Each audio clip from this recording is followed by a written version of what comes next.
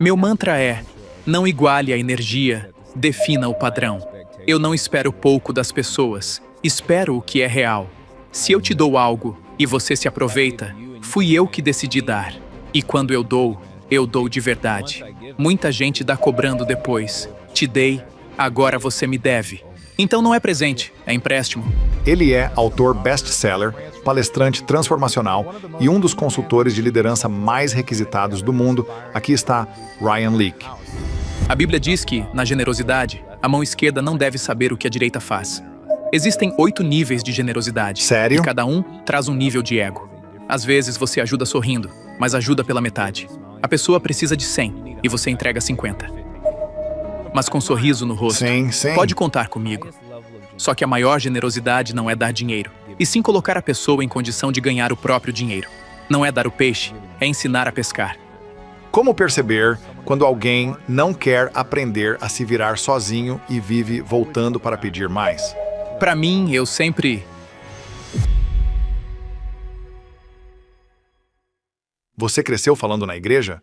Porque tudo o que eu vejo você fazer na internet parece impecável. Você não erra, é articulado, passa muita segurança e soa como um pregador no palco falando com líderes.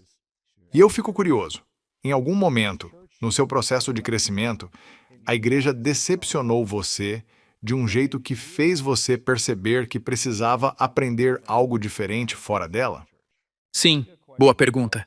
Minha vivência com a igreja foi interessante. Eu cresci na African Methodist Episcopal Church, ou seja, numa igreja negra. E meu pai teve um AVC quando eu estava no 5º ano. Então ele perdeu a igreja cedo. E eu estudava numa escola particular, ligada a uma igreja grande, de maioria branca. Em um fim de semana, saí de uma igreja toda negra para uma toda branca. E meus pais falaram: vá à igreja com seus amigos. Então a minha história é o oposto. A igreja esteve presente pela minha família de um jeito inesquecível. Mas não a igreja dele, outra igreja. Não. Certo. E o mais incrível é que nunca contei isso pra ninguém. Quando meu pai teve um AVC em Rockford, Illinois, o pastor de outra igreja foi o primeiro a chegar ao hospital. Sério? Sim. Não foi a igreja dele? Não. Eu não me lembro de ninguém da igreja dele aparecendo. Talvez tenham ido, mas eu não me recordo. Quem apareceu naquele hospital foi um homem chamado Sam Mayo. E curiosamente, meu pai teve um AVC quando eu estava no 5º ano e depois teve outro, 18 anos mais tarde, em Atlanta. E por coincidência, esse mesmo homem, Sam Mayo, também estava em Atlanta. Eu vou de Dallas e quando estou entrando no hospital, quem está entrando também? Aí sim. Sam Mayo, 18 anos depois. Então, para mim, a experiência com a igreja nunca ficou limitada ao prédio. Eu vi gente aparecer, vi o poder da presença. Isso me marcou quando eu era criança. Eu entendi o que é ser igreja, e não só ir à igreja. Por isso, eu nunca fui de perguntar: você foi à igreja na Páscoa? Você só cumpriu tabela? Mas você tem estado presente para as pessoas ao seu redor? Para mim, a igreja começa na segunda-feira. Essa sempre foi a minha mentalidade. Então, quando eu via meu pai impactando a vida das pessoas num domingo, eu pensava: e se a gente fizesse isso numa segunda, numa terça, numa quarta?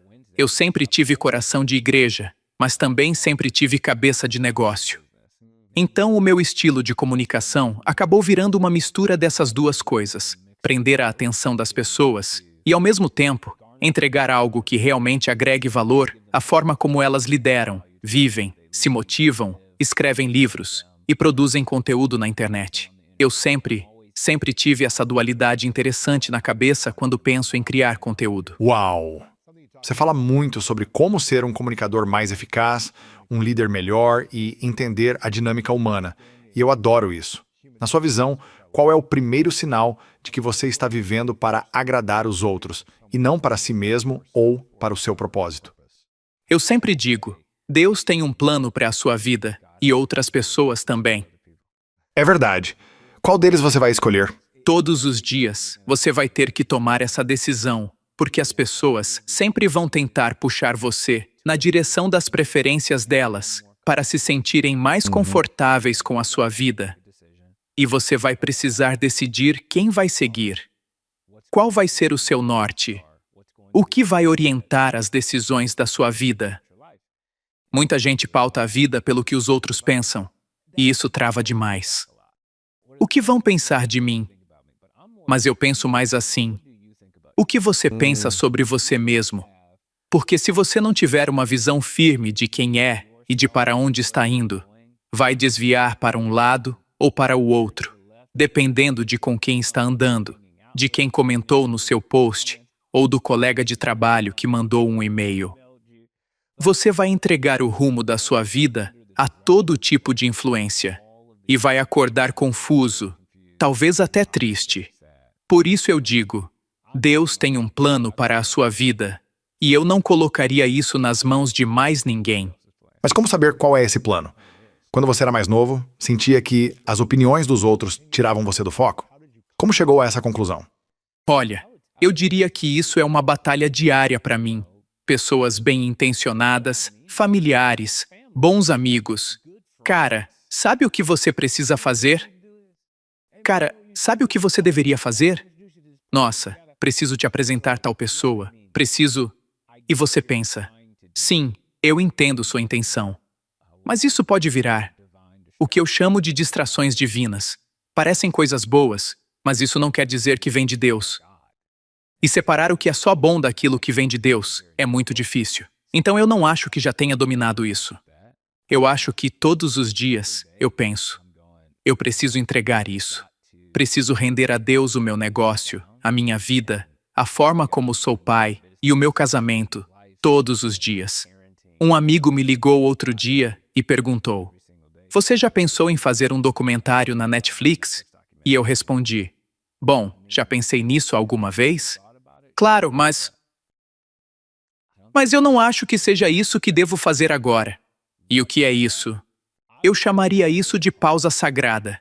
E é assim que explico aos meus filhos. Quando você precisa decidir algo, faz essa pausa e pergunta, Senhor, é isso que devo fazer agora? É essa sensibilidade, essa calma de buscar a Deus em tudo e perguntar, devo dizer sim a isso? Parece bom, soa bom, mas isso significa que vem de Deus? E como você sabe? Minha oração é simples. Senhor, me dá paz ou me faz parar? Eu já errei? Já tomei decisões erradas? Claro que sim, mas eu sempre digo, Senhor, vê que meu coração está no lugar certo e que eu quero fazer o que é certo. Então, Senhor, me dá paz ou me faz parar? Acho que você nem sempre vai ter certeza, mas sempre pode tentar acertar. Pensa no casamento. Você nem sempre vai dizer a coisa certa, mas pode dizer, amor, você sabe que eu te amo. Você sabe que eu estou tentando acertar. E isso é mais importante do que tentar ser perfeito ou se cobrar o tempo todo. Não é sobre sempre acertar, é sobre sempre tentar tomar a decisão certa. E nesse processo, dá para conviver com os erros sabendo, eu estava tentando acertar. Mas quando eu erro, preciso admitir, falhei nessa. Eu deveria ter dito não e disse sim, ou eu deveria ter dito sim e disse não. Mas eu acho que o ponto é estar sempre tentando entender a situação. Então, quando aparece uma oportunidade, uma ideia, parceria ou trabalho, é assim que você processa por dentro? Você pensa, me dá paz para dizer sim ou me faz parar se isso não for para mim? Como isso funciona aí dentro? É assim, Senhor, me dá paz ou me faz parar diante dessa oportunidade? E aí, eu olho Certo. para a agenda. Sim, sim. A gente Filhos falou disso e- antes. Tem todo um contexto. Minha agenda fecha com 1 ano e meio de antecedência. A tabela de basquete dos meus filhos sai uma semana Sim. antes do Boa primeiro sorte. jogo. Então ele me pergunta, você vai no meu jogo na próxima sexta? E eu fico, quer dizer, eu não sei. Porque eu preciso pegar todos os jogos que acabaram de sair e cruzar com a minha agenda. Então não é como no futebol americano do ensino médio, em que você pensa, é toda sexta-noite. ou algo assim. Isso com certeza entra na conta. E aí também tem a questão de onde vai ser. A gente falou disso. Preciso viajar para fora? Quanto dura o voo? Quanto tempo vou ficar longe?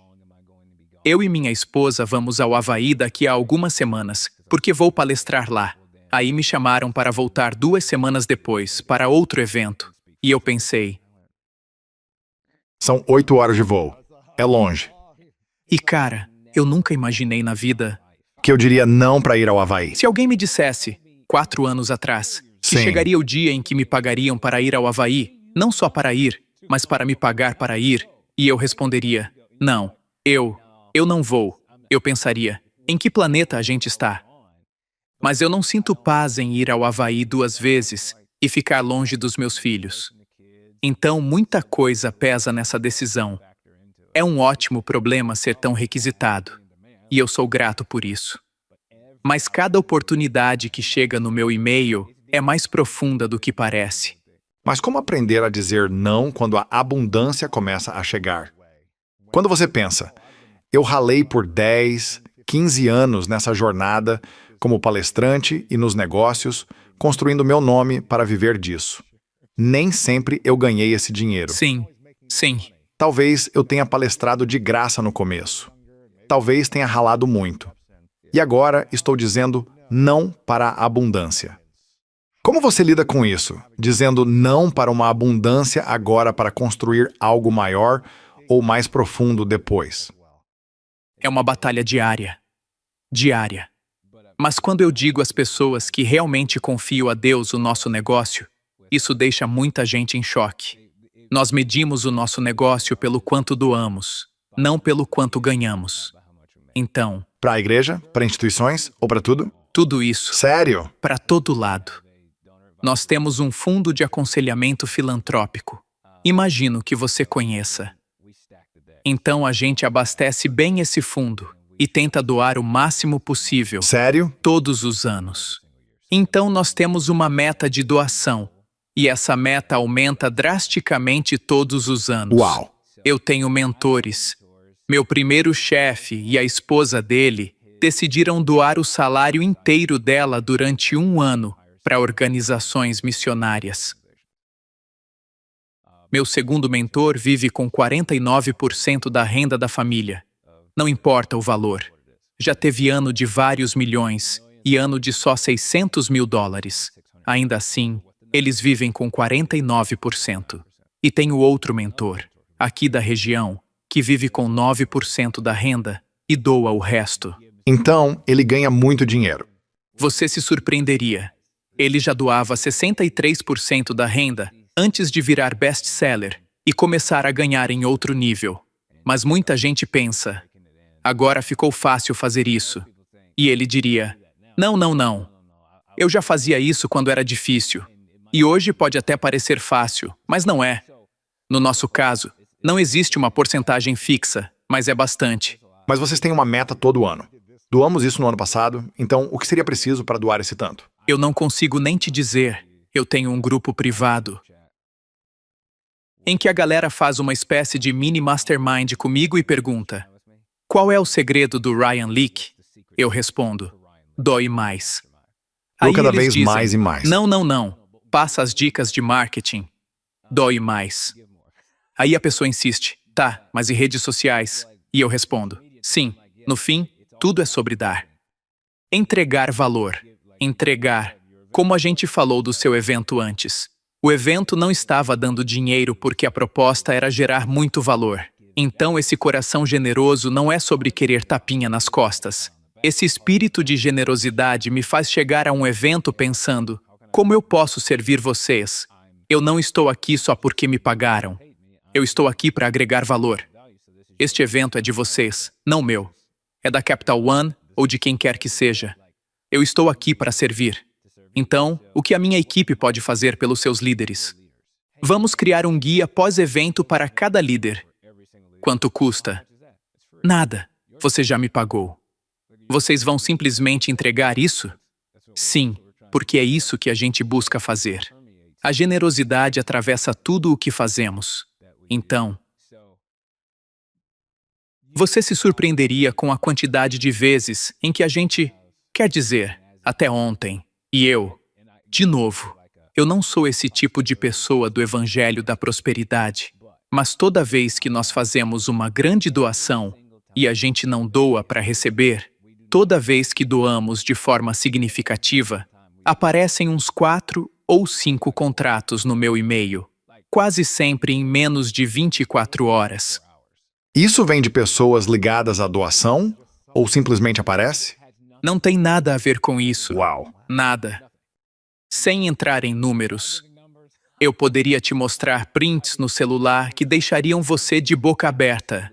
Então, quando dizem, nos últimos 2 anos tudo decolou para você, eu respondo, o que decolou foi o nosso nível de doação. Agora, claro, será que a gente melhorou na produção de vídeo? Sim. Fizemos algumas dessas coisas? Sim. Treinaram bastante e tudo mais? Mas, sinceramente, tem muita coisa que foge do meu controle. E dentro dessa ideia de abundância, as nossas doações aumentaram muito. E a nossa renda também. Você acha que, se não estivesse doando nesse nível e doasse só alguns % por ano, sendo generoso aqui e ali, tipo $20 para a igreja, sempre dando alguma coisa, mas sem ir para outro patamar, você acha que estaria ganhando o que ganha hoje? Se colocasse a mesma energia, esforço, talento, carisma e dedicação para dominar o que faz e ser um grande líder, mas sem doar no nível em que doa, ganharia o mesmo? Acho que não. Sinceramente, acho que não. Eu estaria bem, Sim. estaria estável. Também não diria que é só desse jeito ou nada feito. Eu não iria tão longe. Quer dizer, a gente conhece muita gente que ganha muito bem e não doa. Mas no nosso caso, eu poderia te mostrar 50 e-mails que fariam você dizer, não é possível, não tem como. Isso não faz sentido. Não tem como vocês terem doado isso na terça e na quarta, isso já ter acontecido. Isso se repete tanto que chega a ser engraçado. Temos até um grupo em que a reação é, de novo? De novo? Como? Isso é surreal. E é meio surreal mesmo, mas quando eu digo que confio em Deus, eu confio de verdade. Não é uma frase bonitinha, nem um versículo para colar na porta da geladeira. Para nós, pessoalmente, eu não conheço outra forma de construir um negócio. Outras pessoas já construíram grandes empresas sem confiar em Deus. E tudo bem. Mas para mim, eu sei com certeza que não estaria onde estou hoje sem confiar completamente a Deus o nosso negócio. Como você continua confiando em Deus quando as pessoas decepcionam você, falham com você e se aproveitam da sua generosidade? Elas sabem que você é generoso, pensam em conseguir dinheiro com você e depois não cumprem o que prometeram. Sim. Como você lida com isso no coração? Mel Robbins diria, deixa, quer dizer, para mim, eu tenho um mantra. Não entre na energia do outro, estabeleça o padrão. Minhas expectativas em relação às outras pessoas não são baixas, são realistas. Eu espero a humanidade das pessoas. Então você não se decepciona quando as pessoas mostram quem são ou quando não acompanham a sua energia e o seu padrão? Não. Você não se decepciona? Parte disso é o seguinte. Eu lancei um livro no ano passado e a data de publicação foi adiada. Acho que 6 vezes. Certo? Toda vez a equipe perguntava, você ficou bravo? E eu respondia, não, eu já esperava. Aí perguntavam, como assim? E eu dizia, olhando tudo o que envolve esse livro, não parecia que ele ficaria pronto na data. Então ajustei minha expectativa e considerei que ele sairia uns 6 meses depois do planejado. No fim, foram exatamente 8 meses. Então, quando a editora veio dizer, Ryan, desculpa, tivemos um atraso. Eu sei que isso é frustrante. Eu respondi, na verdade, isso nem me frustra. Estou bem. Aí perguntam, você não ficou chateado? Não é que eu não sinta raiva. Eu sinto. Pode perguntar ao meu filho. Mas é uma dessas situações em que você simplesmente pensa, No fim da minha vida, eu vou responder pela minha parte. Não vou responder pela sua. Então, se eu te dou algo e você se... Eu nem sei se dá para dizer que você se aproveitou, porque fui eu que decidi dar. E quando eu dou de verdade. Tem gente que dá cobrando depois. Eu dei, agora você me deve. Isso não é presente, é empréstimo. Dar é dizer, é seu. Sim. Faça o que quiser com isso. E se a pessoa promete uma coisa, fala mal de você pelas costas, decepciona você, quebra promessas e você investiu nela dinheiro, tempo, energia e recursos, isso não te deixa com raiva nem um pouco? Tem que existir pelo menos um pouco de... Poxa, Boa pergunta. eu realmente estive presente por essa pessoa. Acabei de dar $100 mil de graça. Sim, E agora ela passou por cima de mim. sim, isso. Tem que haver alguma raiva aí dentro. Ou você simplesmente continua dando? Você tem limites quando alguém... Ah, sim, sim. Você não vai continuar recebendo bem. cheque da gente? Não. Então existe, sim, um limite. Parte disso é que houve uma pessoa para quem nós doamos. E depois descobrimos que era uma fraude. Ah, então você foi enganado? O que foi? Eu não diria que fui enganado, mas diria que essa pessoa certamente não é quem as pessoas pensam. E descobrimos, de formas bem interessantes, que ela não era quem dizia ser. Até hoje, essa pessoa não sabe que eu sei disso. Até hoje. Sim, ela pode estar assistindo a isso agora. E ainda acha que é a melhor do mundo. Esse é o cara. Você fica tipo, estou pensando em você. Meu amigo, se liga. Mas ao mesmo tempo eu penso, cara, eu fico triste por você. De verdade, eu fico muito triste. Você não vai receber mais nenhum dólar da nossa parte. Mas eu fico triste porque você não consegue ser quem realmente é. Então eu não estou com raiva de você. Eu estou triste por você. E para mim, isso não me impede de querer dar cada vez mais a outras pessoas. Sério? Não. De novo, no fim das contas, eu vou responder diante de Deus por como administrei os recursos que Ele confiou a mim. Então, se a outra pessoa, eu fiz aquilo que senti que deveria fazer. Minha esposa e eu falamos disso o tempo todo, tipo, será que existe alguém a quem devemos ajudar? Se for por meio da nossa equipe, ótimo. Se for uma pessoa, ótimo. Se for um amigo, ótimo. A gente tenta ser obediente a Deus nisso. E se somos obedientes a Deus nisso, o que a outra pessoa faz? Eu tenho tanta coisa acontecendo que, se eu ficar sentado pensando nisso, vou me distrair do ambiente em que estou de fato, porque vou estar com a cabeça nessa outra pessoa. Então, não é que eu não fique com raiva quando penso nessa pessoa, ou, se preferir, nessa situação, mas, de novo, eu já estive do outro lado, recebendo de gente que deu algo com condição, e aí eu penso, então você não deu de verdade. A não ser que exista um acordo. Eu entrego um serviço, você me paga, é um negócio. Vou falar no palco, prestar um serviço, e você me paga porque combinamos assim. Isso é diferente.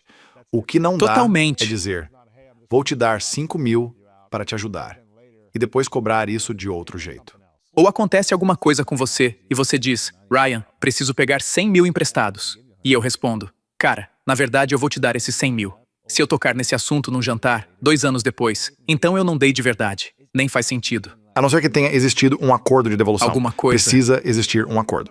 Mas nessa questão de dar, eu cresci cercado de pessoas generosas. E o que isso quer dizer, pessoas generosas? Elas eram generosas, mas sempre lembravam disso depois. Sempre jogavam isso na minha cara.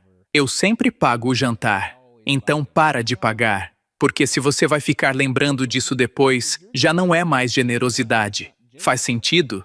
Tem condição embutida. Por isso, quando eu e minha esposa damos algo, a gente tenta simplesmente seguir em frente. É seu, e eu não fico te vigiando. Se Deus mandou a gente dar, então a gente tem que soltar isso. Deixa ir.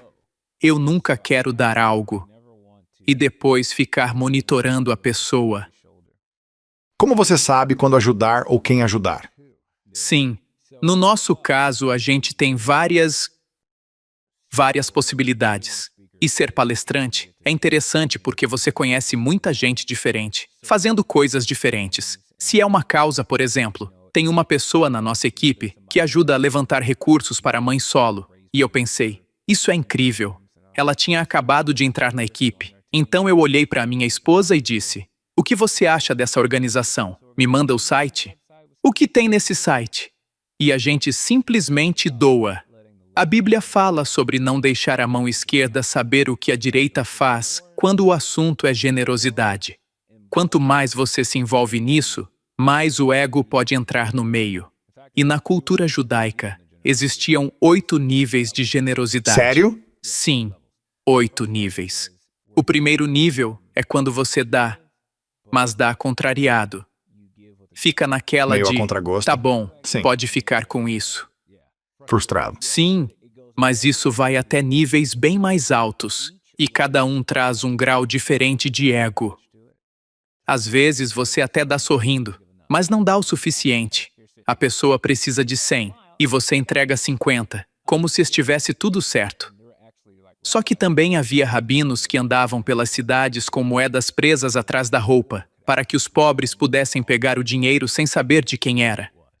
Eles seguiam andando. Uau! E havia outros níveis de generosidade, em que colocavam moedas em algo como as caixas dos pobres, por assim dizer, como se fossem caixas de correio da época. Então eles sabiam quem ia receber, mas quem recebia não sabia. Você não sabe que fui eu. Depois existe a doação anônima. A gente gosta de doar assim, ajudando amigos. E aí eles dizem, você não vai acreditar no que aconteceu. E eu penso, na verdade, eu acredito sim no que aconteceu. Mas é isso. Quanto mais você se coloca no centro da situação, mais o ego aparece. O nível mais alto de generosidade não é dar dinheiro, e sim colocar a pessoa em posição de ganhar o próprio dinheiro. Não é dar o peixe, é ensinar a pescar. As pessoas não querem aprender a pescar. Não, Elas dizem que querem, mas, na prática, não querem o trabalho, o tempo e a energia necessários para gerar o próprio sustento, para fazer dinheiro. sim, Elas querem um alívio fácil agora. Essa é a parte difícil. Como saber se alguém na sua vida não quer aprender a se virar sozinho e vive voltando para pedir mais? Como você lida com isso sem reforçar a dependência, mas ajudando a pessoa a se fortalecer? totalmente. No meu caso, eu sempre... Isso volta para a ideia de paz ou pausa. Tem gente para quem ajudamos num mês, e no mês seguinte, pede de novo. E a gente simplesmente diz, dessa vez não. Para nós, isso é paz ou pausa. Às vezes eu digo para um amigo, você não precisa do meu dinheiro, precisa da minha cabeça. Se eu te der 1 hora do meu tempo, esse dinheiro que você está pedindo, mostra que você está fazendo a pergunta errada para a pessoa errada. Se você tem o meu telefone e a minha atenção, deveria estar me pedindo 30 minutos, não isso aqui. Faz sentido? Mesmo que ela aceite isso, pode ser que não coloque em prática. Ela pode não agir com base nessa orientação. Precisa estar pronta para isso. E também precisa querer e buscar isso. É o que um amigo meu chama de chato do conselho. É aquela pessoa que faz a mesma pergunta de novo e de novo, Mas ela não... mas não faz nada com a resposta. Claro. Sim. Sim. Eu tenho alguns desses na minha vida, mas eu acho que a forma mais tranquila com que enxergo as pessoas e a humanidade vem do fato de que muita gente, ao longo da minha vida, me deu uma chance quando não tinha motivo para dar. Muita gente relevou coisas minhas. Por isso, é difícil para mim cobrar das pessoas com rigidez total. Não é que eu não fique bravo ou incomodado, é que já houve gente que tinha motivo para se irritar comigo e não se irritou, e ainda falou comigo com respeito. E me deu muita graça. Então é difícil cobrar dos outros com todo esse rigor quando eu mesmo já recebi tanto. Eu poderia passar horas contando histórias, como quando meu pai teve um AVC e eu estudava numa escola particular. A gente já estava prestes a sair porque não tinha mais como pagar, e havia uma professora de inglês, chamada Sra. Halstead, que chegou para minha mãe e disse, olha, eu e meu marido vemos potencial no seu filho. Vamos pagar a mensalidade Uau. dele. Então, de novo, eles nem me conheciam direito. Simplesmente decidiram apostar em mim. E eu pude falar com a Sra. Halstead há cerca de 1 mês. Foi uma conversa inacreditável. Por quê? O que aconteceu? Porque ela é assim, eu disse. Não sei se você sabe, mas eu falo muito sobre você no mundo corporativo, no mundo todo. E ela respondeu, sério? E eu pensei, poxa, você podia estar mais animada por eu contar essa história. Mas ela disse, Ryan, aquilo foi só eu sendo fiel ao que Deus me pediu para fazer. Nossa. Ou seja, para ela isso não é espetáculo. E eu perguntei, de onde vem esse seu espírito de generosidade? E ela respondeu, neste mundo, existem os que dão e os que só recebem. Minha mãe era do tipo que só recebia, e meu pai era do tipo que dava. E ela disse, eu amo a minha mãe, mas queria ser como o meu pai. E então, não era super rica, mas era extremamente generosa. E existe uma diferença enorme entre uma coisa e outra. Cara, eu poderia seguir falando de tanta gente que me ajudou a continuar na faculdade. Eu não tinha bolsa, mesmo estudando numa faculdade da Divisão 3. Você entrou sem bolsa, cara. Sim, e muita gente me ajudou ao longo do caminho, quando eu ainda não era quem sou hoje. As pessoas estavam olhando só para o meu potencial. Então, às vezes, eu quero cobrar das pessoas com todo rigor e pensar, por que você não se organiza de uma vez? Por que não me escuta? Por que você não segue meu conselho? Se me ouvisse, sua vida seria muito melhor. Mas, cara, eu também já fui cabeça dura. Eu já deixei de ouvir. Já recebi conselhos que não coloquei em prática. E mesmo assim, as pessoas não se afastaram de mim. Elas continuaram próximas de mim. Então, para mim, eu não diria que é fácil, mas quando você recebe muita graça, fica difícil negar isso aos outros. Mas tem muita gente difícil por aí, muita mesmo. Muitas. E você fala sobre isso no livro. Sim. Eu tenho curiosidade. Acho que a maioria das pessoas não sabe ao certo o que fazer com gente difícil. Talvez já tenham tentado várias estratégias, evitar, confrontar ou simplesmente aguentar. Mas na prática, o que estão fazendo de errado ao lidar com gente difícil? Bom, em primeiro lugar, acho que as pessoas reagem às pessoas difíceis. Todos nós damos o nosso pior quando estamos só reagindo, sem exceção. Eu não conheço ninguém que reaja bem. Nunca vi alguém dizer, eu sou ótimo reagindo.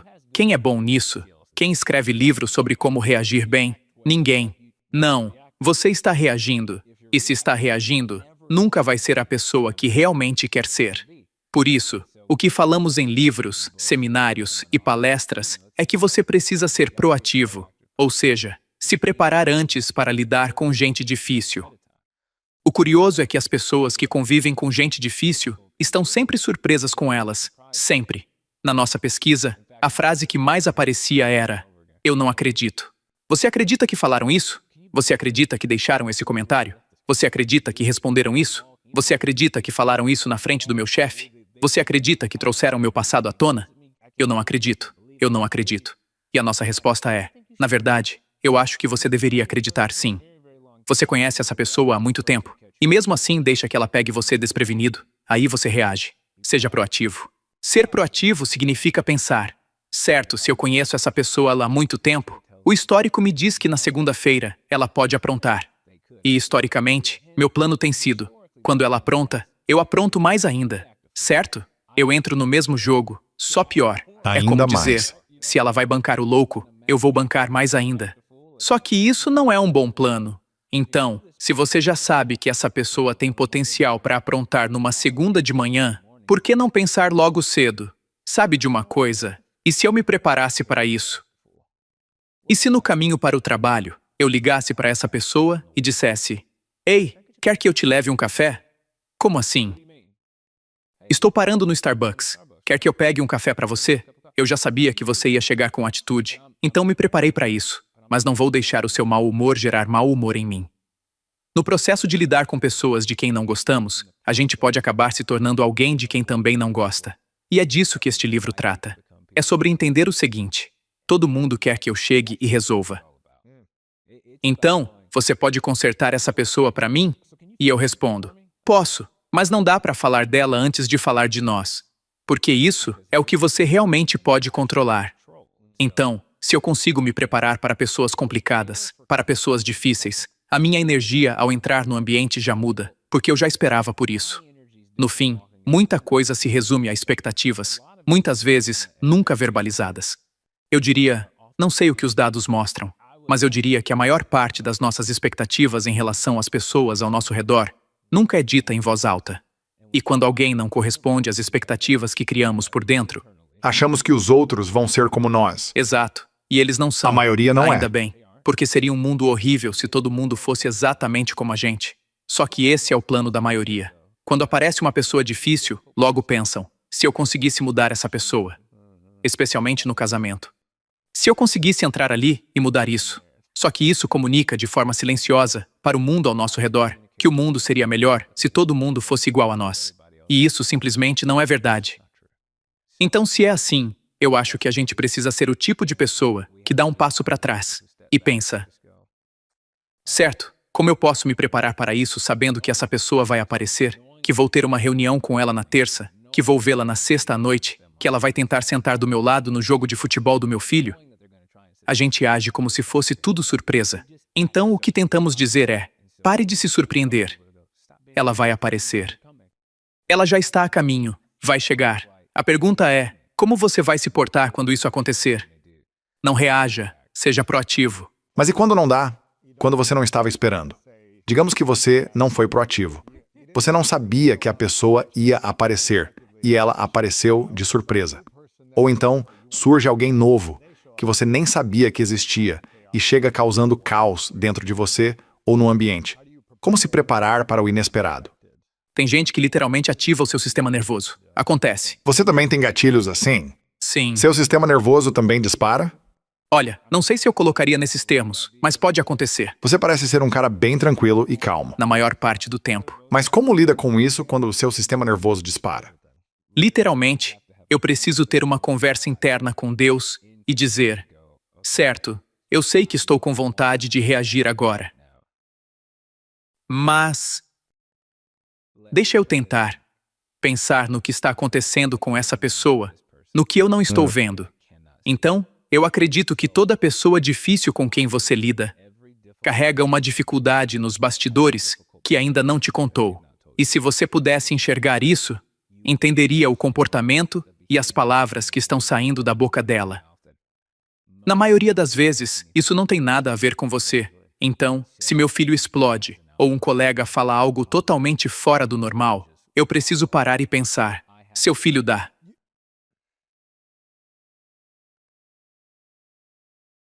Ei, você está bem?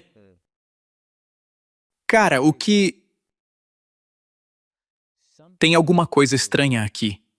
E aí eu tento me aproximar da confusão e ter uma conversa de verdade. Olha, tem alguma coisa aí. A gente pode até falar sobre o que você acabou de dizer, mas acho que vai perder o principal se ficar só nisso. Me parece que tem algo acontecendo por baixo dessa superfície. Podemos conversar? Dá para baixar um pouco a temperatura? Parte disso é ser o adulto da sala. E quando eu digo para esperar complicação, também tem o fato de que, a cada poucos dias, eu vou para um lugar onde estão algumas das pessoas mais irritadas do mundo todos os dias. O aeroporto. Sério, as pessoas estão sempre bravas lá. E elas ficam bravas por coisas totalmente fora do controle delas. Ficam bravas com a companhia aérea, com os atendentes do portão, com a segurança do aeroporto. Sim. Aí eu simplesmente comecei a pensar: sabe de uma coisa? Pode haver atraso. E se houver, então eu vou ter um bom dia no aeroporto mesmo assim. Eu já decidi Sim. isso. Eu chamo isso de pré-decisões. Acho que você precisa tomar boas decisões, mas mais do que isso, precisa tomar pré-decisões melhores. Uma pré-decisão é dizer: eu já decidi que tipo de semana vou ter. Já decidi que tipo de dia vou viver. Já decidi como vou chegar naquela reunião. Já decidi como vou aparecer naquele almoço. Essa decisão já foi tomada. Eu já tomei a decisão de perdoar, no futuro, pessoas que ainda nem me machucaram. Eu já Uau. tomei essa decisão para que, quando acontecer, eu não fique pensando: e agora, o que eu faço? Não sei. Não, eu já decidi que vou ser uma pessoa que perdoa. Essa decisão já foi tomada. Então, se eu já tomei essa decisão, você pode dizer algo absurdo hoje e isso não significa que não vá me machucar. Mas eu já tomei uma decisão que diz: sabe de uma coisa? Eu não sei tudo o que está acontecendo no dia do Luiz, mas talvez alguma coisa tenha acontecido para ele falar assim comigo. E eu não consigo ver o quadro inteiro. E só sei de uma coisa: se eu falasse algo absurdo para o Luiz, o que eu gostaria que ele fizesse por mim? Eu gostaria que ele me perdoasse. Então, diante disso, eu vou deixar isso ir. A outra opção é esta. Eu posso ficar com raiva, me agarrar ao amargor e carregar isso comigo até o aeroporto. Por que eu faria isso se tenho escolha? E eu acredito que as pessoas têm escolha. Então, eu sempre penso assim. Aí dizem, escolha a alegria. Sim. Como assim, escolha a alegria? E eu respondo. Tá bom, então me diz qual é a sua escolha. Escolher amargura? Escolher raiva? Se a gente pode escolher, e a paz está à mesa, e a alegria também está à mesa, eu escolho a paz. Sim. E você vai escolher o quê? No fim, isso é ter tomado uma decisão sobre o meu futuro. E isso me permite entrar em ambientes que podem ser tóxicos, entrar em ambientes que podem ser caóticos, sem que eu precise me tornar caótico no meio do... Eu tomei uma decisão. Nem sei te dizer quantas vezes uma organizadora de evento está surtando. Meu Deus. E eu chego. Oi, tudo bem? Sim. Aí ela responde. Você passa uma calma tão grande. E eu digo. Eu sei, mas eu já estava esperando por você o mês inteiro. Sim. Eu sabia que você viria Sim. assim. Então já tinha decidido antes que não ia surtar junto com você. Porque eu sabia que você ia surtar. Em algum ponto da sua vida, você não vai acertar isso perfeitamente sempre. Mas quando você já tomou várias pré-decisões sobre como vai chegar em um ambiente, tem outra pré-decisão, totalmente diferente. Eu já decidi que não vou entrar em uma sala para provar nada a ninguém. Pré-decisão. E se provar. Me provar. Como é na prática? Ou talvez, o que isso deixa de ser? Cara, isso já foi praticamente todo o meu mundo interior. Eu precisava impressionar você. Precisava impressionar as pessoas. Tentar construir uma marca. Sou um palestrante, sabe? Tem que se provar. E um dia, eu simplesmente tomei uma decisão. Na verdade, eu não preciso fazer isso. E foi libertador. Foi, Uau! nossa, libertador demais. E o mais louco é que, quando eu parei de tentar me provar, passei a causar uma impressão muito melhor, porque fiquei muito mais calmo. Eu passei a ser simplesmente eu, muito mais eu mesmo, do que quando estava tentando provar alguma coisa para alguém. Então, De onde veio essa necessidade de se provar na vida? da cultura.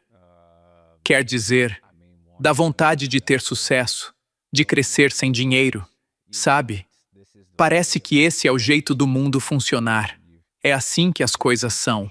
E você cresce ouvindo que a primeira impressão é tudo. É isso que você escuta na adolescência e na faculdade. Você tem que causar uma boa impressão. Na verdade, por mais estranho que pareça, eu ainda faço entrevistas para fechar trabalhos. Ainda sou entrevistado para jobs o tempo todo.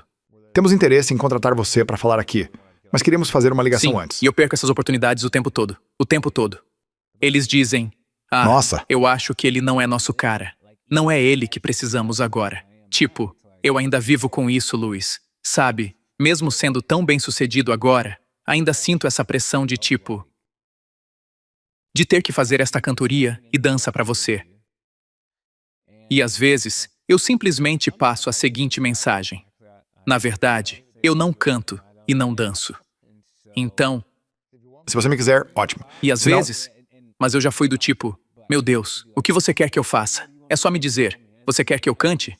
Tá bom, então eu canto. Ou você quer que eu sapateie? E eu ia nessa. Até que um dia eu pensei, estou exausto de tentar ser tudo para todo mundo. Então, mais uma vez, eu tomei uma pré-decisão. Eu tenho prazer em mostrar como posso agregar valor à sua organização, mas sem aquela postura de, eu preciso provar. Mas quantos anos você tinha quando isso começou a mudar, de precisar se provar para ficar em paz com quem você era? Certo, hoje eu tenho 39. Quando isso aconteceu? Aos 38, aos 39. Quer dizer, aconteceu agora. Na verdade, cara, eu estou sempre em processo. Sempre. Tem muita coisa que pode ser jogada em cima de você, principalmente quando entra muito dinheiro na equação. E aí você sente aquele peso de, estou te pagando muito dinheiro. A quantidade de vezes que alguém já me disse, olha, você é bem caro, e eu assinei o contrato sem o CEO saber, então, sem pressão, tá? E eu penso, Ah, claro. bom, E você fica tipo, não fui eu que mandei você fazer isso. Só que pronto, agora a pressão já foi criada, então isso exigiu muito. Muito diálogo interno com Deus para chegar num lugar em que eu simplesmente apareço e digo: olha, eu vou dar o meu melhor e acho que isso vai dar certo. Acho que sou muito bom no que faço. Eu dediquei horas a isso. Eu amo o meu ofício. Sim. Eu Sim. trabalho nisso todos os dias. Eu entro 100% focado para cada cliente que tenho. Às vezes você erra. Às vezes, a gente erra. Por isso a gente não foi para D1, né? Eu sinto que existem muitas mentiras que as pessoas contam para si Sim. mesmas. Você convive o tempo todo com gente do mundo corporativo, do esporte e com pessoas comuns. Sim. Qual você acha que é a maior mentira em que as pessoas acreditam? A maior mentira em que as pessoas acreditam começa com: eu não consigo. As pessoas têm mais eu não consigo do que eu consigo. E esses eu não consigo acabam guiando muito a vida delas. Eu acho que essa é uma grande mentira. Acreditar que sempre vão ficar abaixo do próprio potencial por causa desses eu não consigo. E aí você pode preencher essa lacuna com o que quiser. Acho que outra grande mentira que vejo em muita gente é que elas têm essa ideia de que se isso nunca foi feito antes, então como isso poderia ser possível justamente comigo? Quantas pessoas já se sentaram neste podcast e foram as primeiras a fazer algo? Com certeza.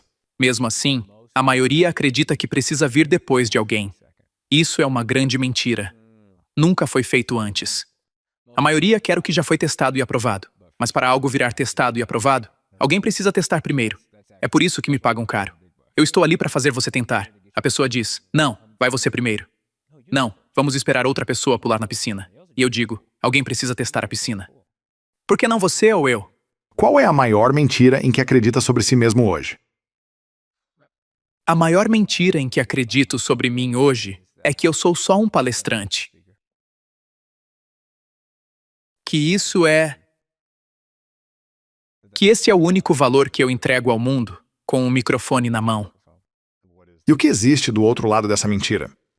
Eu não sei. Ainda estou trabalhando isso. Eu realmente não sei. É como se você passasse grande parte da carreira tentando ficar bom em uma coisa. E aí, quando finalmente fica muito bom nisso, um dia acorda e se pergunta: será que eu deveria estar fazendo mais do que isso? Ou menos do que isso? Mais, menos. Algo diferente? Algo diferente. Sim, sabe? E aí entra aquela ideia de que todo mundo tem um plano para a sua vida, assim como Deus. E nisso você pode acabar acreditando em várias mentiras sobre quem você é. Que o único valor que você entrega é o que faz num palco ou o que produz para aparecer no celular de alguém, nas redes sociais. É muito fácil cair na armadilha de achar que isso é a sua identidade. Então, para mim, é uma luta diária lembrar que eu não sou. Sabe, eu não sou só o que você vê no seu celular.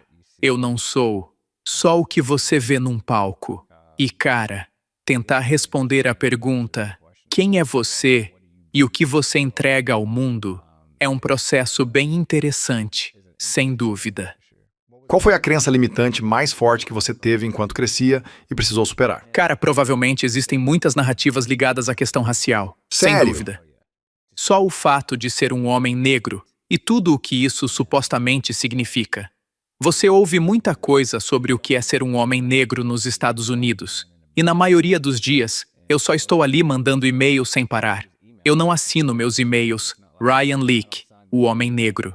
É só Ryan Leak. Vamos em frente.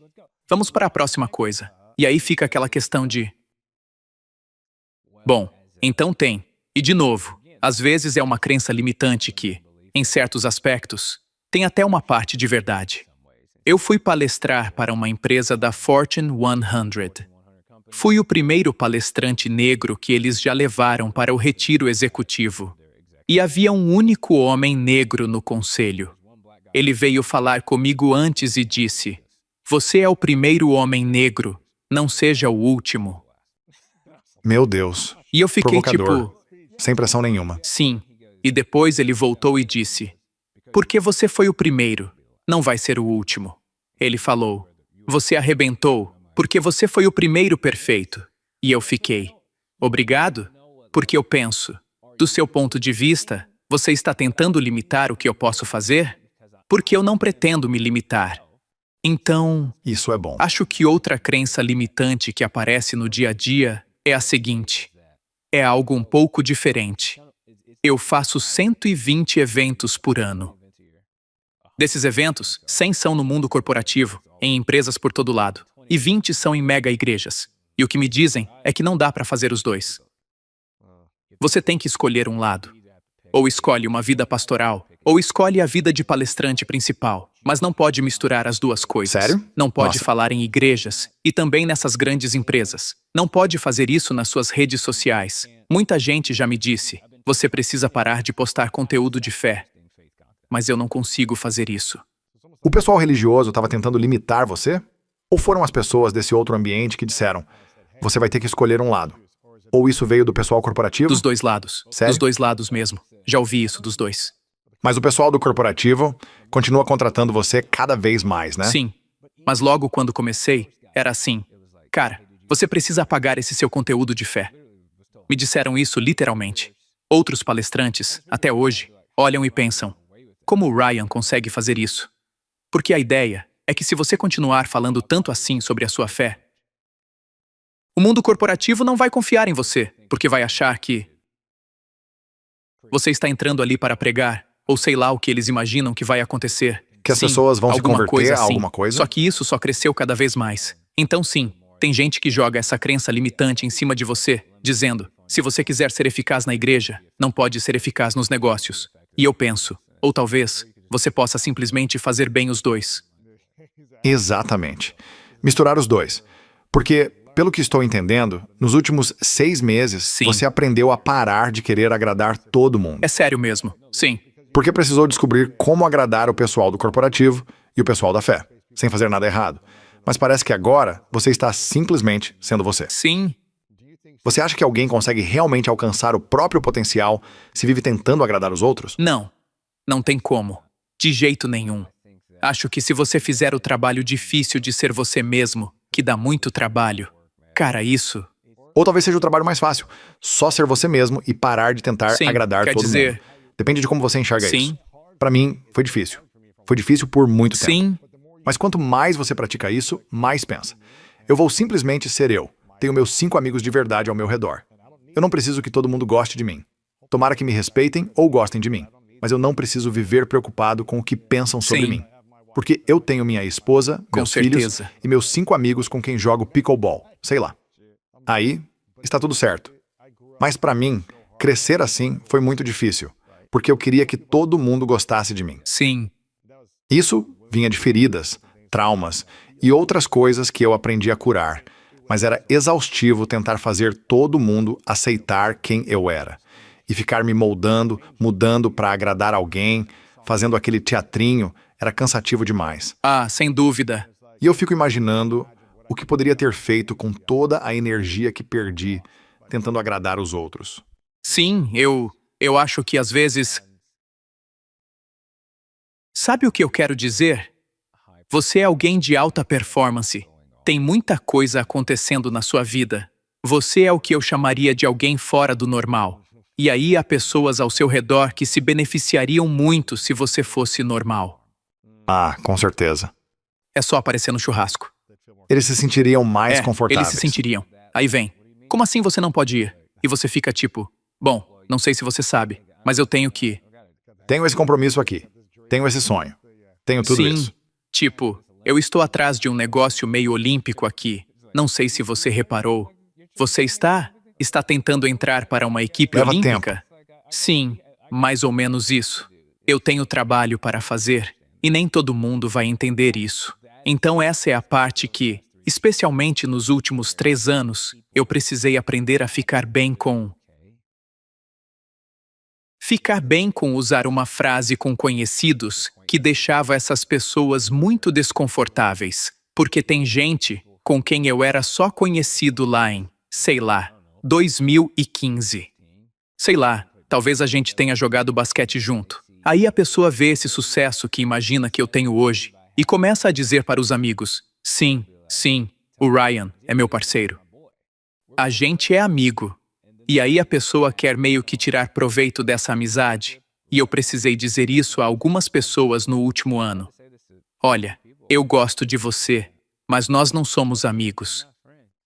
Nossa, cara, eu já fiz isso nos últimos anos. Sem a parte do eu gosto de você. Só disse, nós não somos amigos. Não somos mesmo. Faz anos que eu não falo com você. Você quer alguma coisa de mim e está agindo Nós não como somos se fôssemos amigos. amigos. Provavelmente foi uma das coisas mais assustadoras que já fiz. Dizer isso pela primeira vez, nós não somos amigos. Mas depois foi uma liberdade enorme. Meu Deus. Libertador. Cara, na hora em que eu falei isso, pensei, não acredito que estou dizendo isso. Porque quando eu era criança, tudo o que eu queria É o que era ter todo mundo amigos. quer, Sim, né? era isso. Você Sim. não quer ficar sozinho, né? Mas chega uma hora em que simplesmente não dá mais pra fingir. Você entende o que eu quero dizer? Cara, quanto mais eu comecei a dizer isso, a pessoa ficava... Daqui a 6 meses eu recebo uma ligação do Ryan. Luiz, não somos amigos. Cara, nós não somos amigos. Eu simplesmente dizia isso. E a pessoa ficava muito magoada ao ouvir. Aí eu perguntava, quais são os nomes dos meus filhos? Ah, sim. Nossa, pois é. Qual é o nome da minha esposa? Tipo, o que nós somos, afinal?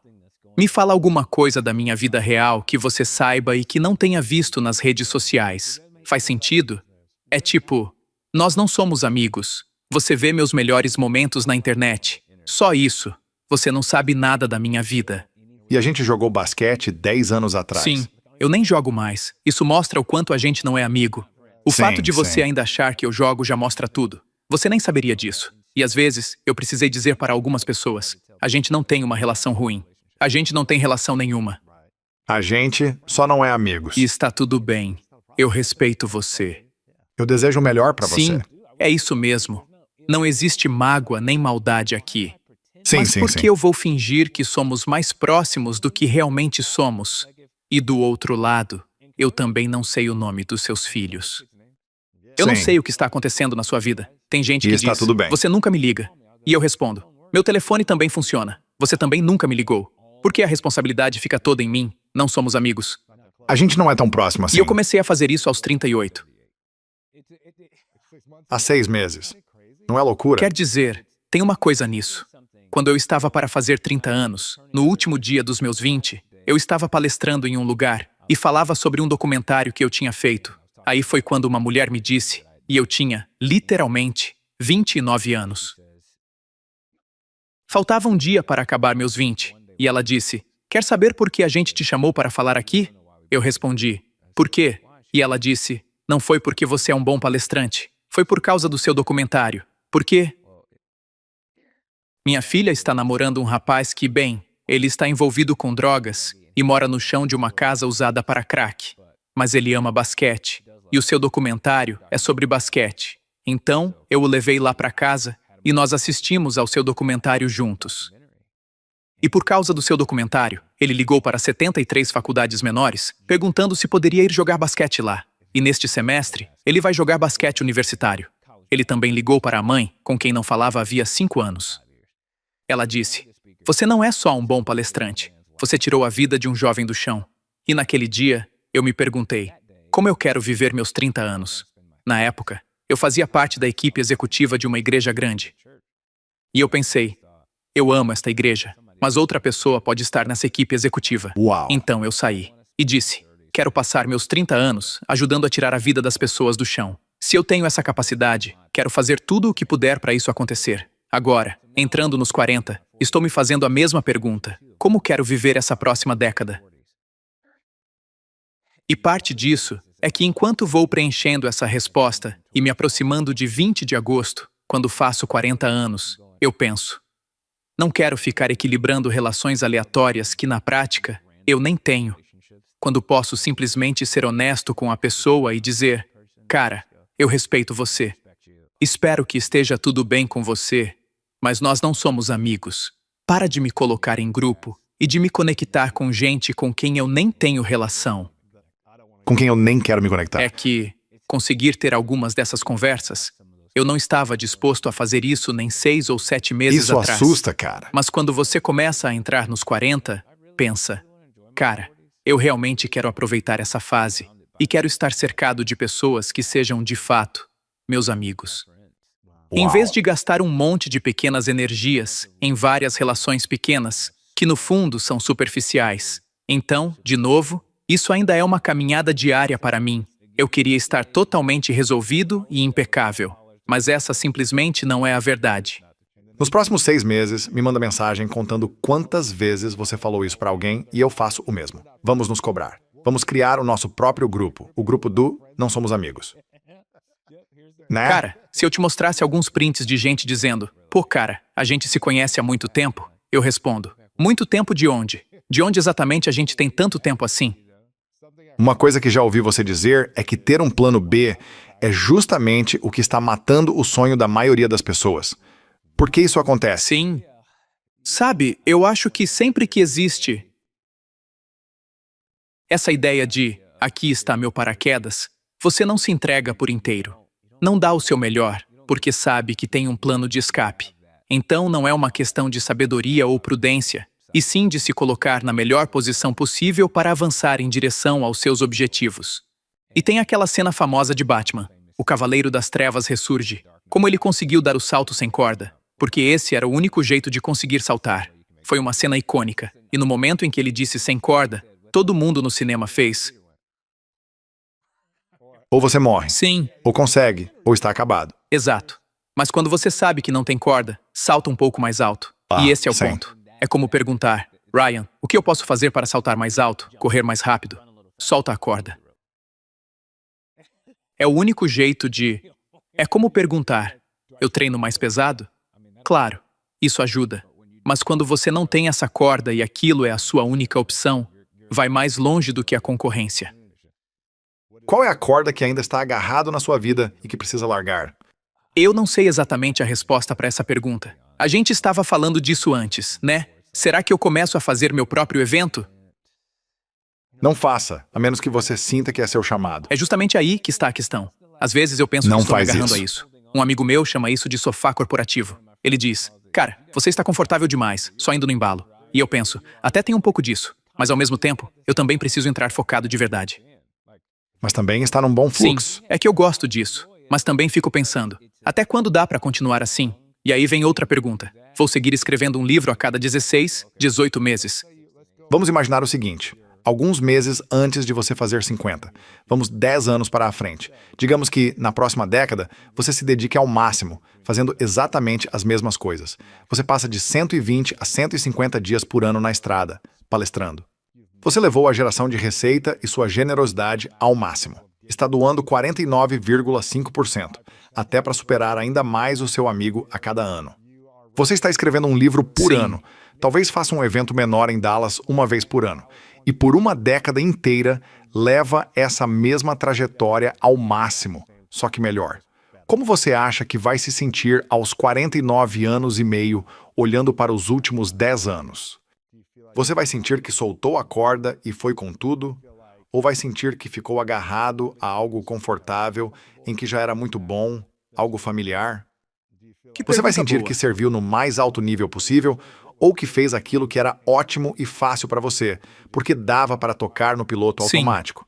O que você acha que o seu eu de 49 anos vai dizer daqui a uma década? E antes mesmo de você responder, acho que essa também é uma pergunta para todo mundo refletir.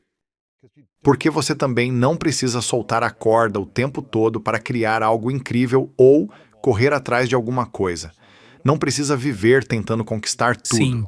Dá para viver uma vida bonita e plena dentro do seu lugar, no seu ritmo. Totalmente. Uma das perguntas que guiou meus 30 anos foi: o que você faria se soubesse que não poderia fracassar? Essa foi uma parte importante do que eu sempre compartilho para incentivar as pessoas a tentarem. Quando respondi essa pergunta pela primeira vez, a resposta foi: eu estaria na NBA. Aí veio o documentário, toda aquela jornada.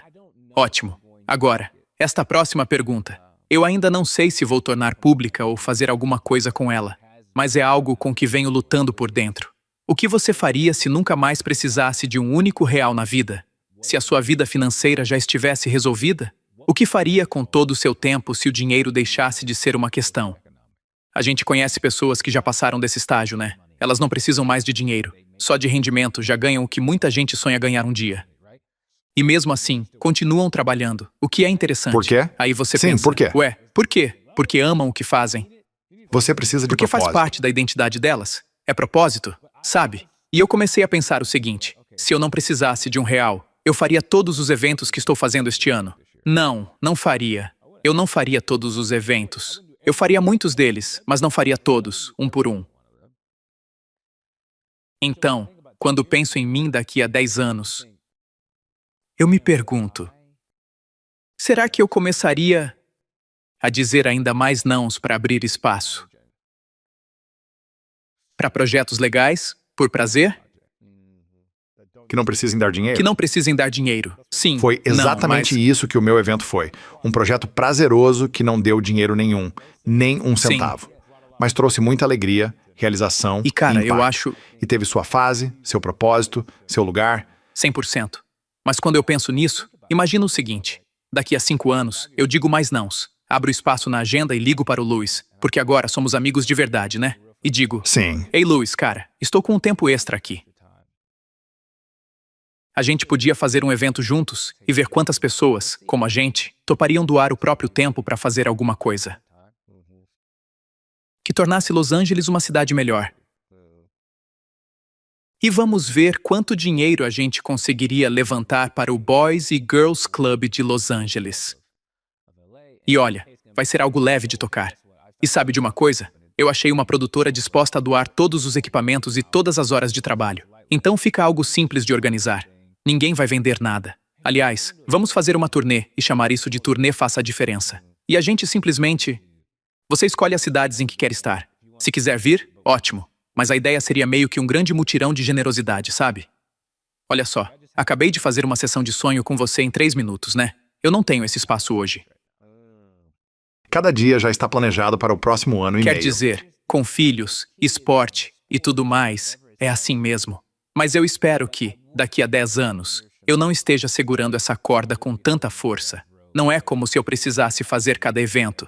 Só que eu administro uma empresa, tenho funcionários, e o principal produto é eu subir num palco. Sabe? E aí tem livros, materiais de apoio, todas essas outras coisas, cursos e tudo mais. Mas no fim das contas, Não gera o mesmo dinheiro que você gera não. no palco. É que sempre que eu fecho uma palestra, eu olho para a agenda e penso: o que mais eu estaria fazendo nesse dia? Jogando golfe? Eu gosto de golfe, mas a verdade é que eu poderia palestrar e jogar golfe no mesmo dia. Sim. Leva só 1 hora.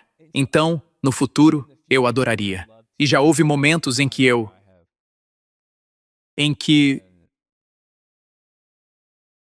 surgiram oportunidades de trabalhar com organizações com as quais eu realmente queria trabalhar. E eu adoraria passar alguns dias com elas. Só que eu não tenho esses dias disponíveis. Não tem esse Sim, tempo. eu não tenho. Então talvez, quando meus filhos terminarem o ensino médio e eu tiver um pouco mais de espaço na agenda, aí eu consiga fazer isso. Qual a idade deles? Eles têm... Boa pergunta. 6 e 11.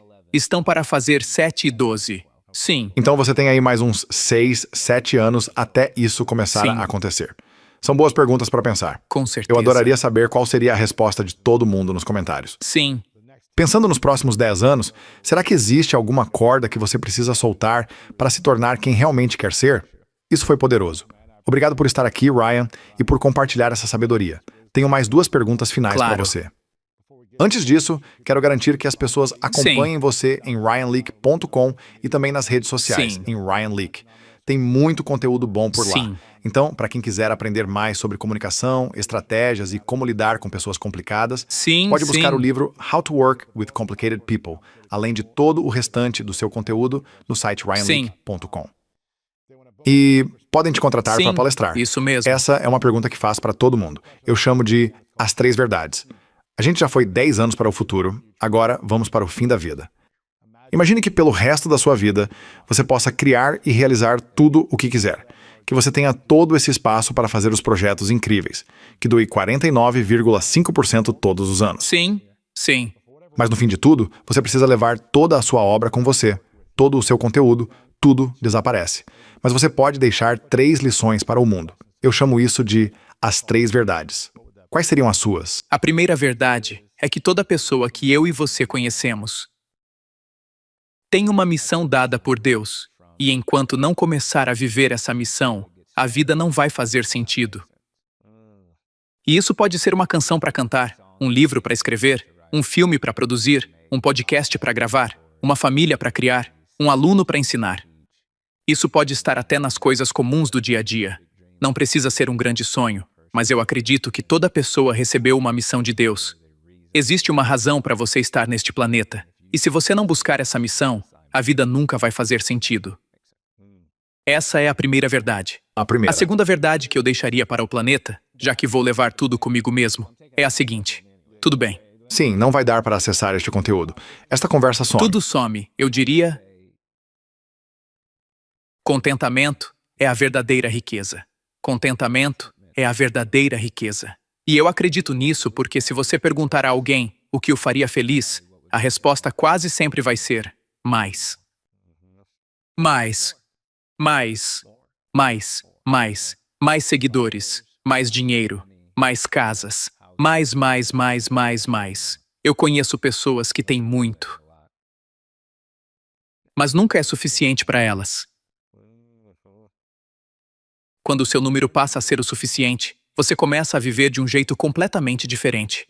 Na verdade, se você consegue encontrar esse suficiente em qualquer área da vida, eu diria que você é a pessoa mais rica que eu conheço. Uau! É muito interessante você dizer isso.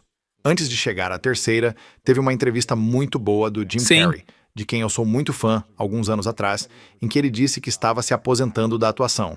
Ele estava divulgando um filme e a jornalista perguntou: "O que você vai fazer agora?" E ele respondeu: "Acho que terminei. Sabe? Acho que vou me aposentar. Já fiz filmes suficientes." E ela reagiu: "Não, você não pode se aposentar. Você é bom demais." E por aí foi. Aí ele disse: "Vou falar algo que nenhuma celebridade de Hollywood jamais admite." E falou: "Eu já fiz o suficiente. Eu tenho o suficiente. Eu sou o suficiente." E claro, é fácil ouvir isso de alguém que já fez tanta coisa na carreira, mas, normalmente, quando as pessoas chegam ao topo, sentem que precisam continuar buscando mais. E acho que a chave é saber a que dizer sim, porque você quer, não porque sente que precisa de mais ou que ainda não é suficiente. É mais ou menos isso que você está dizendo. Sim. Ah, com certeza, cara. Essa ideia do suficiente te leva muito longe. É aí Sim. que a paz entra em cena. Não existe sensação melhor do que o suficiente. Isso não gera acomodação, do tipo, não vou mais fazer nada. É mais assim, agora eu posso fazer, não preciso fazer. Quando você tem paz interior, isso sim é abundância de verdade. Meu Deus. Sim, se você quer ser rico, tenha o suficiente. Tenha o suficiente. Gostei. E a terceira verdade? A terceira verdade. Se você quer viver como ninguém vive, dê como ninguém dá. Você quer viver como ninguém vive? Então dê como ninguém dá. O que eu amo no que eu e minha esposa podemos fazer com os nossos 2 meninos é que nós não pensamos em riqueza geracional, pensamos em generosidade geracional. Aquele fundo de doação de que eu falei antes, nossos filhos vão herdar muito dinheiro, mas com a missão de repassar esse dinheiro. É assim que funciona. Eu não sei se meus filhos vão dirigir um Audi. Se quiserem, podem. Isso vai depender deles. Eu não sei o tamanho da casa que eles vão ter. Não sei onde vão morar no mundo. Não sei o que vão fazer da vida. Mas uma coisa eu sei. Eles vão ser generosos. Outro dia, no jantar, fizemos um exercício. Eu disse: se eu te desse $100.000 agora, o que você faria com esse dinheiro? Meu filho mais velho respondeu: bom, eu daria 20 mil para Deus. Eu disse: sério? Isso é incrível. Aí ele disse: depois eu guardaria mais 20 mil. Então perguntei: então sobraram 60 mil. O que você vai fazer com o resto? E ele falou: acho que compraria cartas de Pokémon. Agora sim, voltamos ao universo infantil. Aí fui para o segundo filho. Tá bom, você ganhou 100 mil. O que faria? E ele respondeu: eu daria 40 mil para Deus. Competição, né? Tem o ego. Eu vou dar mais. E eu gosto disso. Gosto mesmo. Gosto que esse seja o clima da nossa casa. E é melhor dar do que receber. E isso não tem a ver com dinheiro. Tem a ver com esse espírito de generosidade. Dá para sentir. Você percebe de longe quando alguém só quer tirar vantagem. Mas quando está na presença de uma pessoa generosa, você respira mais fundo. Respira com mais leveza. Não fica aquela sensação de qual é a intenção? O que essa pessoa quer em troca? É mais assim: estou aqui para contribuir. Estou aqui para agregar valor. Eu não tenho nenhuma carta na manga. Então, sim, eu acho que se você der como ninguém dá, vai viver como ninguém vive. Última pergunta. Sim. Ryan, o que é grandeza para você? Minha definição de grandeza é quando você consegue realmente descobrir o seu potencial, os seus pontos fortes e a sua influência. E usa tudo isso para servir outras pessoas. É quando você entende: eu sou realmente muito bom nisso. Foi para isso que Deus me colocou na Terra. Eu me comprometi com isso e estou desenvolvendo todo o meu potencial. Mas faz tudo isso para ajudar alguém. Para Sim. mim, essa é a definição de grandeza. Meu amigo, obrigado por Eu que estar aqui. agradeço. Obrigado Poderoso. mesmo. Obrigado. E sucesso meio que gira em torno de mim. Tem a ver com o que eu fiz. Então, vendi 35 milhões de livros, escrevi 88 livros, falei em 100 países, subi ao palco 13 mil vezes. Certo, no fim, é sobre mim. Mas relevância de verdade tem a ver com os outros.